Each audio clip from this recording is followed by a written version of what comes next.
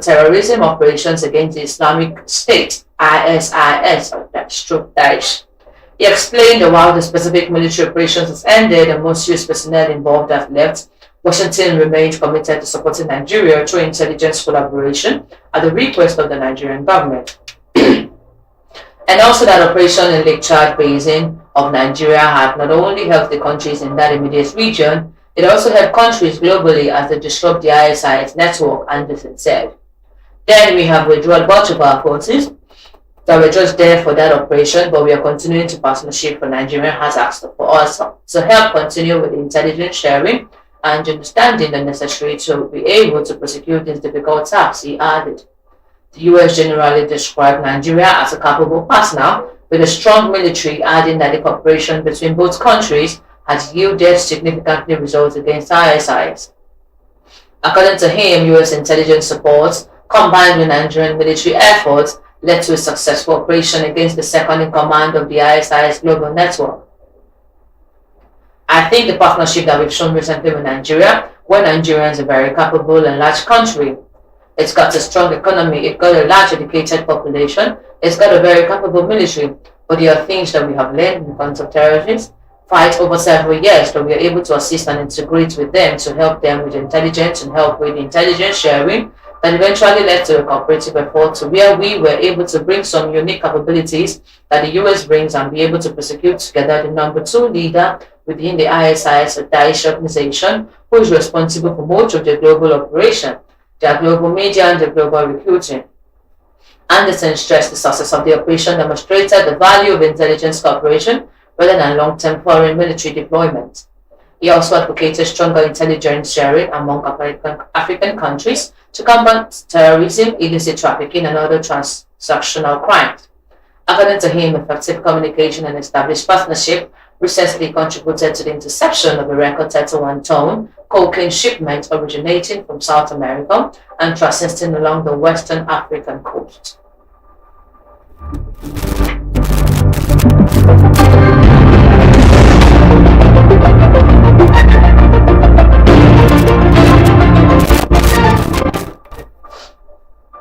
Police destroys criminal camp in Abia Forest. The Abia State Police Command said it has identified and destroyed the suspected criminal camp in the state, warning that there is no hiding place for criminals. In a statement issued on Thursday by the State Police Public Relations Officer, DSP Maureen Chinaka, on behalf of the Commissioner of Police, Janladi Isa, the command said that leveraging actionable intelligence, it identified and dismantled the suspected criminal camp located within Unwobasi Forest in Umunochi local government area of the Abia State. Operatives of the Violent Crime Response Unit of the COBAD, in collaboration with the local security outfit in Umuobasi, carried out the operation on Sunday, 28 June 2026, leading to the destruction of the criminal camp and the disruption of criminal activities in the area. Monitoring of the area is still ongoing, the statement partly read.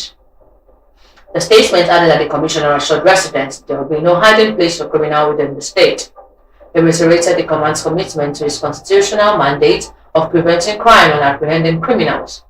The command emphasized that the police would continue to take the fight of the enclaves of criminals. It also advised members of the public as partners in crime prevention to report any security concern, suspicious person, or activities to the nearest police station.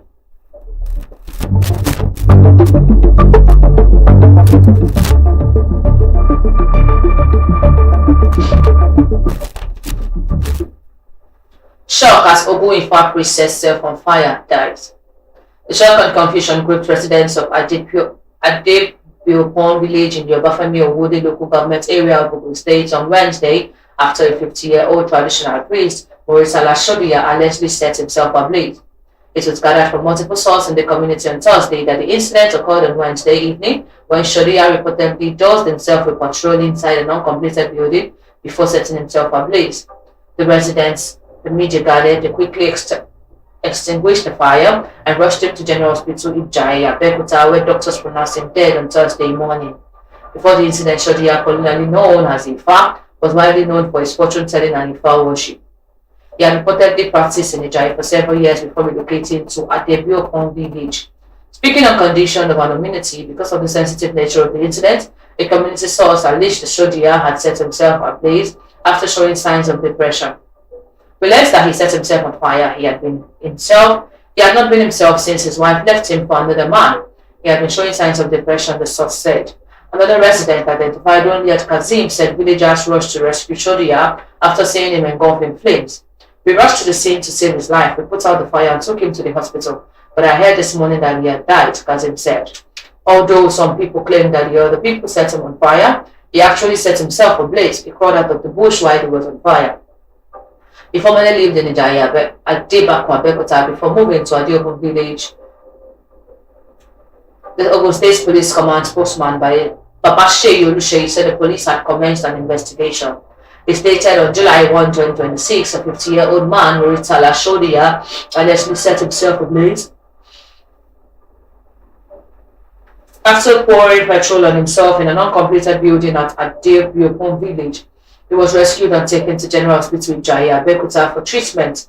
Police officers visited the scene, documented the incident, and commenced an investigation.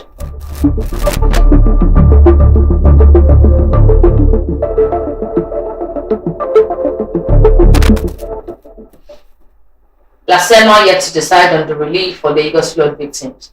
The Lagos State Emergency Management Agency says there is no official communication yet on plans to provide relief materials or compensation to residents who lost valuables and properties during the recent flooding in parts of the state. Speaking with the media on the telephone on Thursday, the spokesman for the SEMA, Afolabi Olawale, said the agency had not received any official directive on the issue. As of now, there is no official statement. As you're talking now, there is no official communication to disseminate on that issue. When it is available, we will disseminate it, Olawale said. The response came after the National Emergency Management Agency, in collaboration with LASEMA, carried out the joint assessment of communities affected by the recent flooding to determine the extent of the damage and identify the immediate needs of victims. The assessment covered communities in Animosho, Ikeja, Kosofe, and Lagos Island local government areas to determine the extent of the damage, identify affected infrastructures, and document the humanitarian needs of residents. Communities visited included Okira in Ikeja, Omorishoki, and Bagada with Kosofe, as well as Idumakwa, Benue, and Jakara on Lagos Island. Members said findings from the assessment showed that prolonged rainfall coupled with inadequate drainage system caused widespread flooding that affected homes, businesses, and public infrastructure. The agency added that the flooding damaged household property and businesses' assets, disrupted economic activities, rendered several roads temporarily impassable, and temporarily displaced some residents. As part of the exercise, residents were sensitized on flood prevention measures, including proper waste disposal and regular discipline of drains, canal, and storm channels. NEMA said it would forward its assessment findings to the appropriate authorities to facilitate the necessary intervention, while urging residents to keep drainage channels free from refuse and avoid activities that obstruct the natural flow of storm water.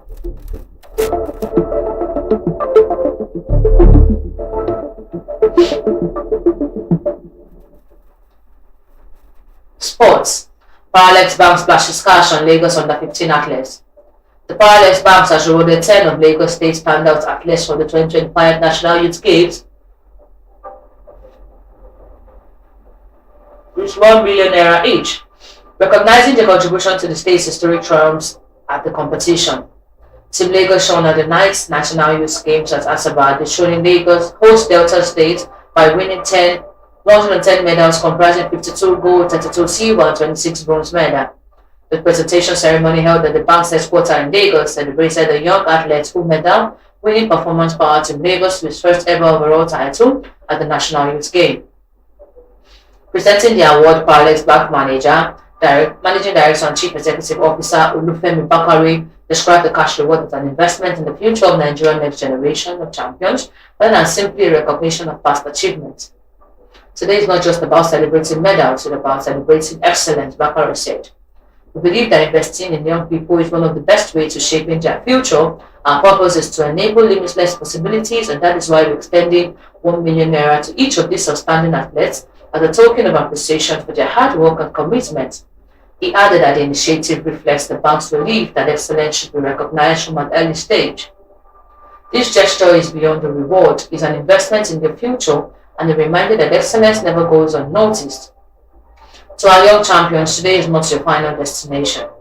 It's the beginning of an even greater journey. Continue to dream boldly, continue to work hard, and continue to inspire your generation. Director General of the Lagos State Sports Commission, Late Comfortado, hailed the partnership as a model for collaboration between the public and private sectors, saying it demonstrates on how corporate organizations can contribute meaningfully to youth development through sports.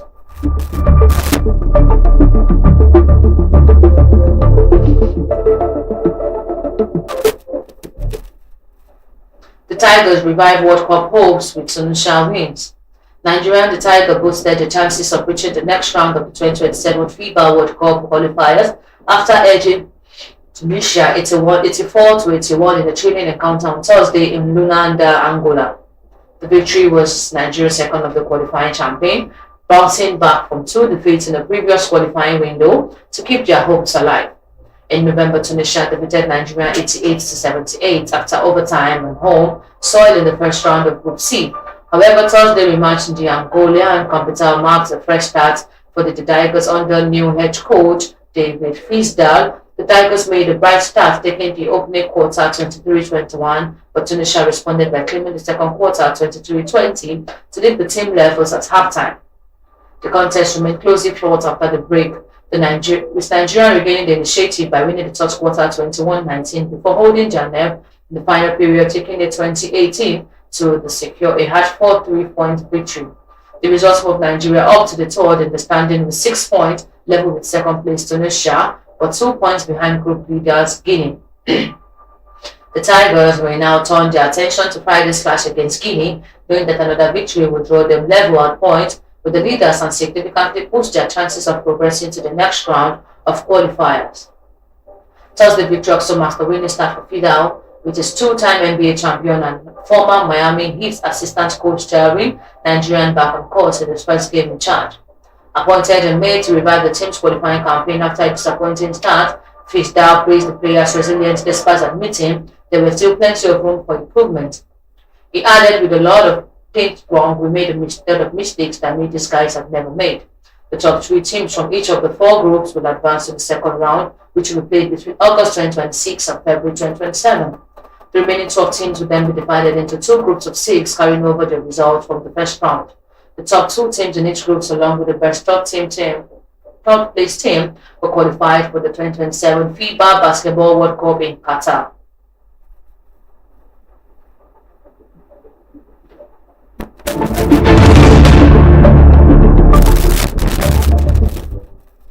Entertainment.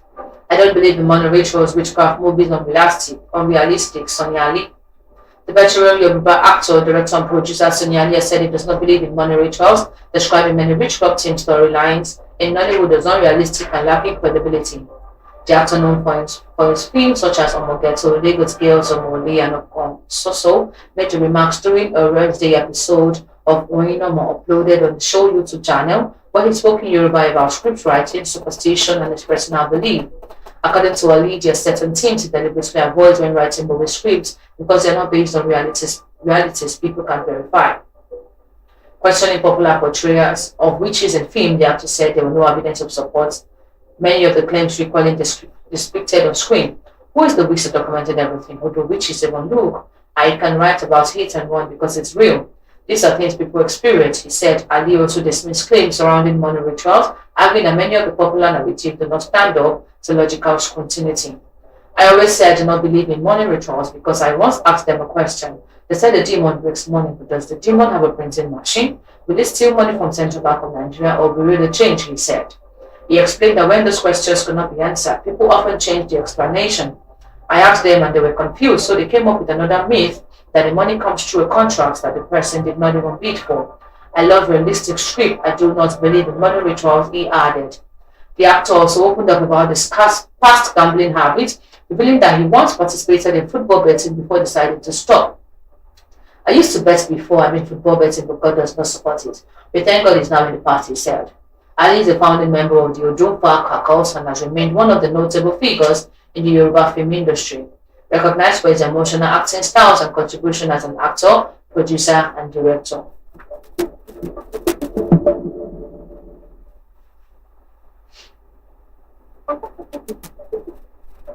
Recap of the headlines. Article vows 2027 fight as court clears Mark, led ADC. US push through for Nigeria after ISIS deputies killing. Police destroys criminal camp in Abia Forest. Lasema yet to decide on relief for Lagos flood victims. Sports. Violence banks bashes cash on Lagos under 15 athletes. Entertainment. I don't believe in money rituals, witchcraft movies unrealistic, Sonny Ali. For news reporting, do contact us at Ifako Radio or gmail.com or call our WhatsApp 091 2222 7433. Special thanks to news producer Olamiriti Olusegun. Thanks for watching. I am Nado Esther.